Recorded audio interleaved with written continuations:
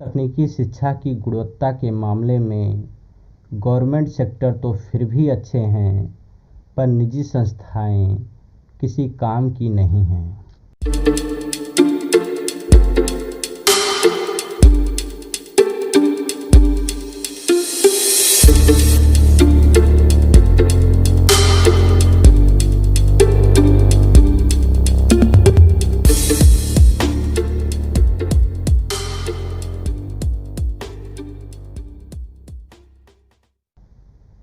शिक्षा का निजीकरण आज की समस्या नहीं है। शिक्षा का निजीकरण आज़ादी के समय ही शुरू हो गया था और ये आज तक चलता आ रहा है। पर आज के निजीकरण और पहले के निजीकरण में बहुत बड़ा अंतर साफ दिखाई देता है। यदि हम 1950 से लेकर 2000 वर्ष में हुए शिक्षा के निजीकरण पर ध्यान दें तो उस समय तक शिक्षा का निजीकरण सेवा भाव को ध्यान में रखकर किया गया था, क्योंकि आज़ादी के पश्चात हमारे पूर्वज हमारी सरकार के सामने बहुत सारी चुनौतियां थीं।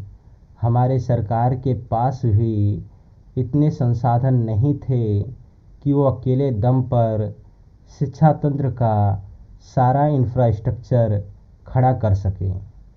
ऐसे में हमारे समाज के जागरूक लोग काफ़ी संख्या में आगे आए और उन्होंने शिक्षा तंत्र को खड़ा करने में, उसका विस्तार करने में अहम योगदान निभाया। बहुत सारे लोगों ने अपनी ज़मीनें सरकार को दान दी और कई सारे लोगों ने और एक कदम आगे बढ़कर अपनी अपनी ज़मीनों पर कई सारे शैक्षणिक संस्थान खोले। पर यह सब उन लोगों ने शिक्षा के क्षेत्र में सेवा भाव के उद्देश्य से किया था। देश में शिक्षा की स्थिति को बेहतर और मजबूत बनाने के लिए किया था। पर यदि वर्तमान में शिक्षा के निजीकरण पर ध्यान दें तो आज के समय में शिक्षा के शैक्षणिक संस्थाओं के आकाओं के अंदर से सेवा भाव खत्म हो चुका है।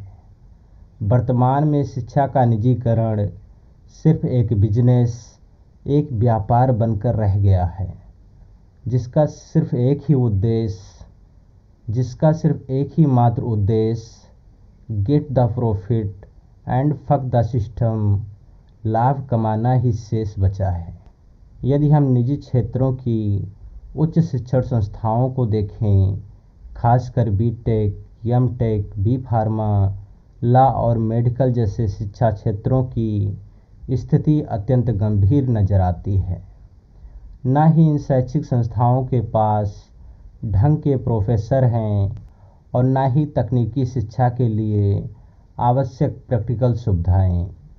फिर भी फीस के मामले में ये सभी गवर्नमेंट सेक्टर की शैक्षिक संस्थाओं से 5 से 10 गुना से भी अधिक महंगे हैं। एक और गोरख धंधा भी इन संस्थाओं में धड़ल्ले से चल रहा है। पहले ये तमाम छात्रों को फ्री एडमिशन का लालच देकर अपने जाल में फंसाते हैं और उनसे वादा करते हैं कि आपका सारा खर्च समाज कल्याण वापस कर देगा, आपको कोई भी फीस स्कूल में नहीं देनी पड़ेगी। और जब बच्चे इनके जाल में फंसकर इन संस्थाओं में अपना एडमिशन ले लेते हैं तो ये संस्थाएं किसी न किसी बहाने से उनकी हाई स्कूल और इंटरमीडिएट की मार्कशीट और सर्टिफिकेट जमा करा लेती हैं।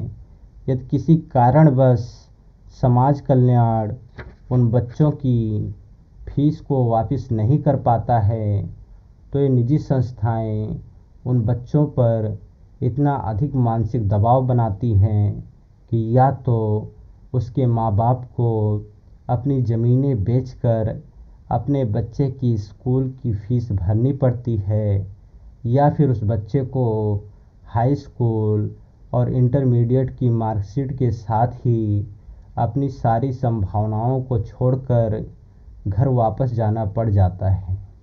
साउथ इंडिया के बारे में तो मैं गारंटी के साथ नहीं कह सकता, पर नॉर्थ इंडिया के कई सारे निजी शिक्षण संस्थानों में इसी प्रकार से इस देश की संभावनाओं का बुरी तरीके से शोषण किया जा रहा है।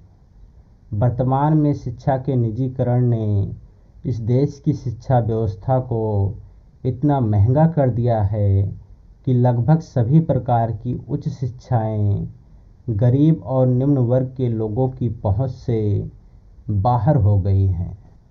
हालत यह है कि एक मध्यम वर्गीय और निम्न मध्यम वर्गीय परिवार भी अपने बच्चों को सिर्फ बीए, बीएससी और डिप्लोमा तक ही शिक्षा दिला सकता है। BTech, B pharma, PhD, MBBS और उच्च शिक्षाएं उसके हाथ से निकल चुकी हैं। गवर्नमेंट सेक्टर की शिक्षण संस्थाएं इतनी कम हैं कि वहाँ पर इस देश की सभी संभावनाओं को अवसर नहीं मिल पाता, और निजी संस्थाएं इतनी अधिक महंगी हैं कि वहाँ पर वो चाह कर भी अपना एडमिशन नहीं ले पाते।